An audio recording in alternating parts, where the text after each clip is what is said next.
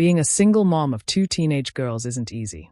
But after the death of my ex-husband, who also happened to be a cheating liar, it became a battle I never asked for. I'm 46. My daughters are 17 and 15. Smart, brave, but deeply wounded. Not just by their dad's betrayal, but by what came after.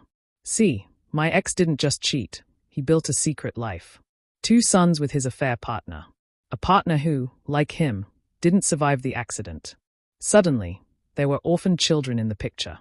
And somehow, my ex-in-laws, his devoutly religious, image-obsessed parents, decided it was my daughter's job to welcome these kids with open arms. The same daughters who discovered the affair. The same daughters who started therapy because of it. And if that wasn't twisted enough, his parents tried to get custody of my girls. Yes, after failing them for years, they wanted legal rights over them. And to top it off, they tried to move in with us. Spoiler, that part, not happening. It all boiled over at our local weekend market. You know the kind, fresh produce, farmers with muddy boots, kids running around with popsicles. It was supposed to be a special day, my youngest's birthday. We didn't do the party just yet, but I gave her a little spending spree, told her to go nuts. Chocolate, sweets, whatever she wanted. But after an hour, something felt off. I pulled out my phone just as it rang. It was her. She was crying. Mom, some women. I don't know them. They're yelling at me.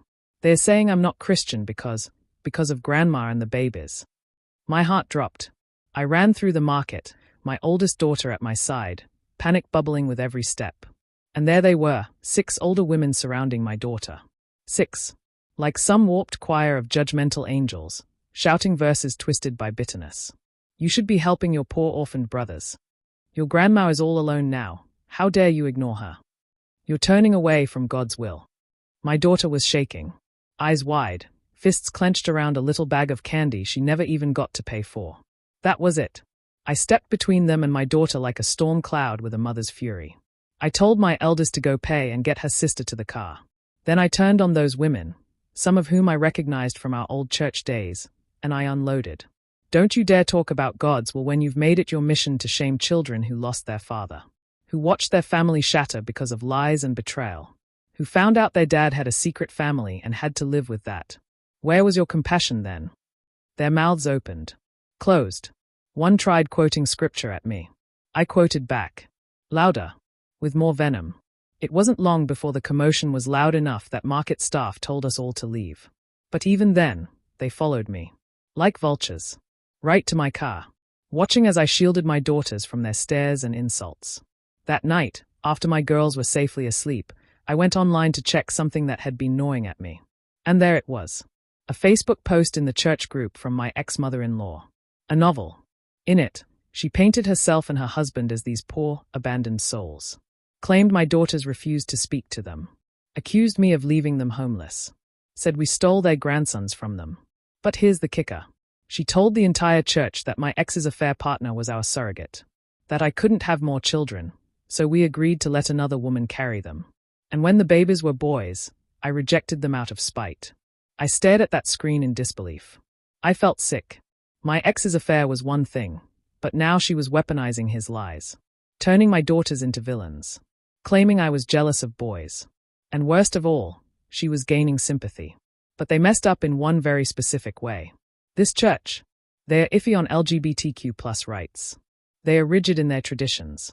But cheating. Oh, cheating is unforgivable. Male or female. Doesn't matter. So I decided it was time for a little divine intervention. Righteous wrath style. Bullseye revenge. Binders full of sin. Here's the thing. My divorce wasn't finalized when my ex died. That meant all the evidence I had, photos, texts, emails, was still legally mine to use. I took the next day off work. Went to a print shop and made high-quality color prints of everything. Photos of my ex kissing his affair partner. Screenshots of texts where he bragged about getting away with it. Emails from his parents where they condoned his cheating. Messages where they blamed my daughters for his death. Where they called them bastards. Said they killed their father by exposing his secret. Every page dripped with hypocrisy. Then, I made them into binders. Thick ones. Decorated just like the little church hymn packets. The kind they hand out at Sunday service. Page 1. A photo of my ex and his side chick making out in my living room.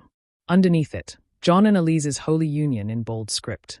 And before service that Sunday, I placed a few right at the back, on the same table as the songbooks. They never checked. The gossip spread like wildfire. The Facebook group exploded. Comments flooded in. People were furious. Names like Jezebel, whore of Babylon, and worse were flying around. It got so bad, the pastor had to step in to moderate. And the best part, people weren't just mad about the affair. They were furious at my ex-in-laws for what they said to my daughters.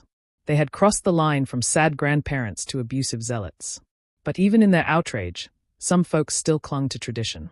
One woman messaged me, "You may have failed your duties as a wife, but given what you endured, we hope you'll return to the light." Another sent my daughters an apology note and a care package. And my ex-in-laws? They were shamed into leaving the church. My ex-mother-in-law posted one last dramatic message. "No one cares for the elderly. My great son would have provided for us." Great son. The same man who risked everything for an affair. Who left you nothing but guilt and rage. And by the way, I was the breadwinner. I didn't ask for war. But when someone turns your pain into their propaganda, you either stay silent, or you fight back with the truth. They tried to shame my daughters. So I gave them something to really talk about. If this story gave you goosebumps, hit that like button and let us know in the comments, what would you have done in her shoes? And don't forget to subscribe. We've got more jaw-dropping revenge stories coming your way.